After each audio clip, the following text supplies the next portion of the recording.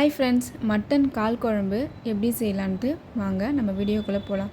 அதுக்கு first mutton ஒரு 1/2 kilo, அதுக்கப்புறம் ஒரு தக்காளி, ஒரு வெங்காயம், கொஞ்சமாக ஒரு ஸ்பூன் மஞ்சள்தூள், இஞ்சி பூண்டு பேஸ்ட் ஒரு 1.5 ஸ்பூன் போட்டு நல்லா வேக வச்சுருங்க. 8 to 9 விசில் வர வரைக்கும் நல்லா வேகணும். வெந்ததுக்கப்புறம் அதை ஆஃப் பண்ணிவிட்டு எடுத்து தனியாக வச்சுருங்க.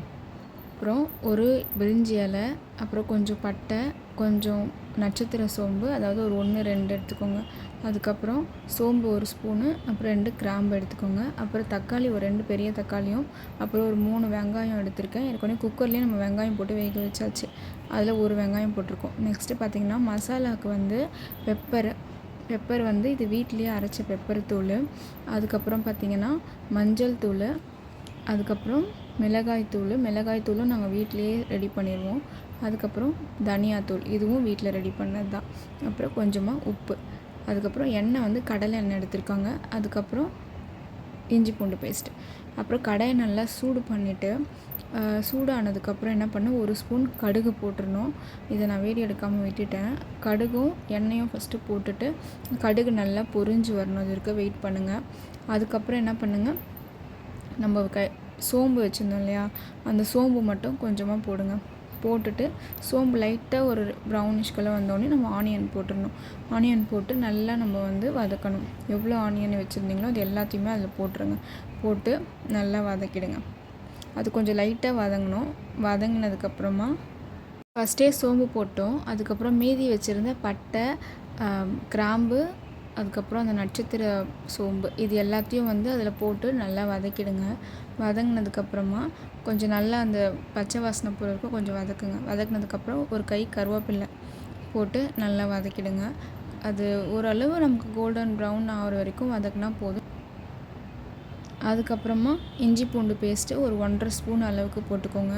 இஞ்சி பூண்டு பேஸ்ட் உங்களுக்கு அதிகமாக வேணும் அப்படின்னா நீங்கள் ஒரு 2 ஸ்பூன் கூட போட்டுக்கலாம். ஏன்னா மட்டன்னால கொஞ்சம் கவுச்சி ஸ்மெல் வரும். ஏன்னா நம்ம குக்கர்லேயும் வந்து நம்ம இஞ்சி பூண்டு போட்டு தான் வேக வச்சுருக்கோம். இதில் கம்மியாக போட்டிங்கன்னா உங்களுக்கு ஸ்மெல்லு வந்து அதிகமாக தெரியாது. இஞ்சி பூண்டு ஸ்மெல்லு கவுச்சி வாசனையும் இருக்காது, ஏன்னா நம்ம குக்கர்லேயே வேக வச்சிட்டதுனால. இது நல்லா ஒரு கோல்டன் ப்ரௌன் வர வரைக்கும் நல்லா வதக்கிடுங்க. வதங்கினதுக்கப்புறமா பாருங்கள், இந்த அளவுக்கு வரணும். இந்த அளவு நல்லா கோல்டன் ப்ரௌன் வந்ததுக்கப்புறம் நம்ம மீதி வச்சுருந்தோம் தக்காளி ஒரு 2 கட் பண்ணி வச்சுருந்தோம். அது பெரிய தக்காளியாக இருக்கிறதாங்க ஒரு 1.5 தக்காளி மட்டும் நாங்கள் போட்டு மீதி எடுத்து வச்சுட்டேன். இதை மட்டும் போட்டு நல்லா வதக்கிட்டு, இந்த தக்காளி வந்து நல்லா ஒரு மைய அளவுக்கு வதக்கிடுங்க. ஓரளவு வதங்கிச்சா, இப்போ நல்லா வெந்துருச்சு பாருங்கள். இப்போ வந்து 1 ஸ்பூன் மஞ்சள்தூள் போட்டுட்டோம். நம்ம வந்து வேக வைக்கும் போதே மஞ்சள்தூள் போடணும், இதில் வதக்கும் போதும் மஞ்சள்தூள் போடணும். அப்போ வந்து உங்களுக்கு கவுச்சி ஸ்மெல் அந்த அளவுக்கு வராது, கவுச்சி ஸ்மெல்லே இருக்காது. ஓகேங்களா?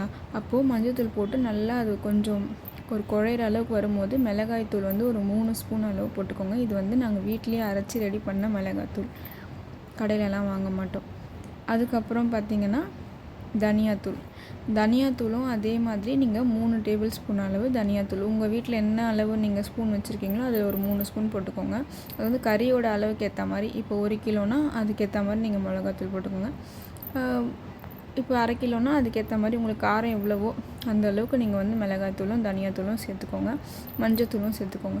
சேர்த்துட்டு நல்லா வதக்குங்க. இப்போ கொஞ்சம் அடி பிடிக்காத மாதிரி கலரணும், அப்போ தான் வந்து குழம்பு நல்லா வரும். அடி பிடிச்சிட்டா கசக்கும் இல்லையா? ஸோ வந்து நீங்கள் நல்லா வதக்கிட்டு அது வந்து நல்லா மசாலா எல்லாத்தையும் அந்த வெங்காய தக்காளி கூட நல்லா மிக்ஸ் ஆகணும். மிக்ஸ் ஆகிற அளவுக்கு இன்னும் கொஞ்சம் தண்ணி விட்டு அடி பிடிக்காத மாதிரி நம்ம கலரி கொடுத்துட்டே இருக்கணும். அப்படி கலரி கொடுத்துட்டே இருக்கும் போது என்ன ஆகும்னா, எண்ணெய் வந்து தனியாக உங்களுக்கு பிரிஞ்சு வரும். நீங்கள் கொஞ்சம் நேரம் அப்படியே விட்டிங்கன்னா எண்ணெய் பாருங்கள் இப்போ பிரிஞ்சு ஓரமாக வருதா. இந்த டைமில் தான் வந்து நீங்கள் என்ன பண்ணணும், கறி நம்ம வேக வச்சுருக்கோம் இல்லையா, அந்த வேக வச்ச கறியை இதில் போட போகிறோம். இதில் போட்டு அந்த சூப்பு தண்ணி எடுப்போம் இல்லையா, அந்த தண்ணியை எடுத்து இதில் நல்லா ஊற்றி ஒரு கலரிடுங்க. கலரிட்டு மீதி இருக்கிற கறி அது எல்லாத்தையும் வந்து அந்த குழம்புல போட்டுருங்க. வதக்கி வச்ச அந்த கலவையில் போட்டு நல்லா மிக்ஸ் பண்ணிக்கோங்க. மிக்ஸ் பண்ணதுக்கப்புறம் மீதி இருக்கிற தண்ணியெல்லாம் வந்து சூப்பு தண்ணி இருக்கும் இல்லையா, அதில் வந்து கொஞ்சம் தண்ணி மிக்ஸ் பண்ணி நல்லா கலரி இதில் ஊற்றிடுங்க. நீங்கள் எக்ஸ்ட்ரா தண்ணிலாம் ஊற்ற வேணாம், அந்த குக்கரில் வச்ச தண்ணியும் உங்களுக்கு கரெக்டாக இருக்கும். இல்லை உங்களுக்கு தொக்கு மாதிரி வேணும்னா நீங்கள் தண்ணி கம்மி பண்ணிக்கோங்க. இதே ப்ராசஸ் தான், அதிகமாக தண்ணி இல்லாமல் கம்மியாக தண்ணி வச்சு நீங்கள் வந்து யூஸ் பண்ணிக்கலாம். இப்போ நிறைய தண்ணி ஊற்றியாச்சு. ஊற்றி குழம்பு ரெடி ஆகிடுச்சு. இப்போது ஃபஸ்ட்டு நம்ம வதக்கும் போது கொஞ்சம் உப்பு போட்டோமா, இப்போயும் கொஞ்சம் லைட்டாக உப்பு சேர்த்துக்கிறோம். ஏன்னா உப்பு கொஞ்சம் கம்மியாக இருக்க மாதிரி இருந்துச்சு, அதனால் கொஞ்சம் உப்பு சேர்த்து நல்லா அது கலரி விட்டுறணும். ஓகேங்களா? கலரி விட்டதுக்கப்புறமா என்ன பண்ணணும்னா, கொஞ்சமாக மிளகுத்தூள் நம்ம எடுத்து வச்சுருந்தோம் பார்த்தீங்களா, வீட்டிலேயே அரைச்ச மிளகுத்தூள். அது வந்து சீரகமும் மிளகும் வந்து சேர்த்து நாங்கள் இதை அரைச்சி நாங்கள் வீட்டிலேயே ரெடி பண்ணி வச்சுருக்கோம். இதுலேருந்து ஒரு ஸ்பூன் எடுத்து நான் போட்டுக்கிறேன். நீங்கள் கடையிலேருந்து வாங்கி மிளகுத்தூள் இருந்துச்சுனாலும் நீங்கள் அதை போட்டுக்கலாம். இல்லை வீட்டிலேயே வந்து நீங்கள் மிளகு சீரகம் வந்து ரெண்டும் பவுட்ரு பண்ணி வச்சுக்கோங்க.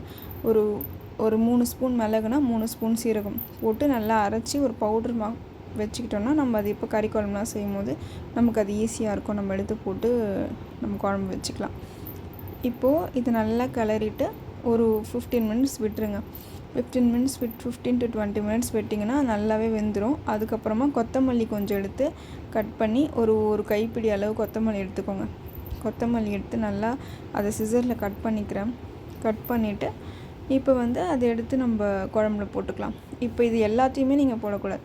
கொஞ்சமாக எடுத்து நீங்கள் குழம்புல போட்டுக்கோங்க. மீதி வந்து அப்புறமா நம்ம குழம்பு கொதித்து இறக்கும் இல்லையா, அந்த நேரத்தில் தான் நம்ம மீதி எடுத்து போட போகிறோம். இப்போ கொஞ்சமாக தான் எடுத்து போட்டிருக்கோம். இப்போ மீதியை வந்து அப்படியே வச்சாச்சு. இது வந்து நம்ம லாஸ்ட்டாக குழம்பு கொதித்து வந்து இறக்கி வைப்போம் இல்லையா, இறக்கி வைக்கும் போது தான் அதை போட்டு கிளறணும்.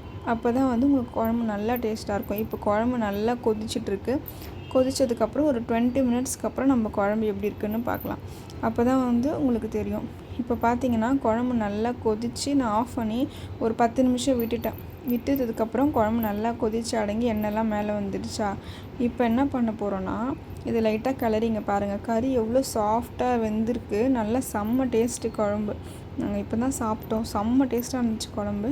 நீங்கள் கண்டிப்பாக இதை வீட்டில் ட்ரை பண்ணி பாருங்கள். எல்லோரும் வந்து எப்படி செஞ்சீங்கன்னு கேட்பாங்க. அந்தளவு டேஸ்ட் இருக்குது. அதுக்கப்புறம் பார்த்திங்கன்னா ஒரு கைப்பிடி அளவு கொத்தமல்லி நம்ம எடுத்து வச்சுருந்தோம் இல்லையா, அதை மீதி இருக்கிறதையும் இதில் போட்டுட்டு இது நீங்கள் ஸ்டவ் ஆஃப் பண்ணிவிட்டும் போடலாம், இல்லை ஸ்டவ் ஆனில் வச்சுட்டும் நீங்கள் போடலாம். அது உங்களோட விருப்பம் தான். இப்போ கொத்தமல்லி போட்டு நல்லா கிளறிடுங்க. கிளறினதுக்கப்புறமா கொஞ்ச நேரம் அதோட இது கிளறிட்டு உடனே ஆஃப் பண்ணிவிட்டு நீங்கள் லிட்டு போட்டு நீங்கள் க்ளோஸ் பண்ணிடலாம். அவ்வளோதாங்க. மட்டன் கால் கறி குழம்பு சூப்பராக ரெடி ஆகிடுச்சு. இதை சுட சுட சாப்பாடு போட்டு நீங்கள் சாப்பிட்டு பாருங்கள். ஐயோ செம்ம டேஸ்ட்டாக இருக்கும். ஓகேங்களா? கண்டிப்பாக ட்ரை பண்ணுங்கள். ட்ரை பண்ணிட்டு எனக்கு கமெண்ட் பண்ணுங்கள். Thank you friends. பாய்.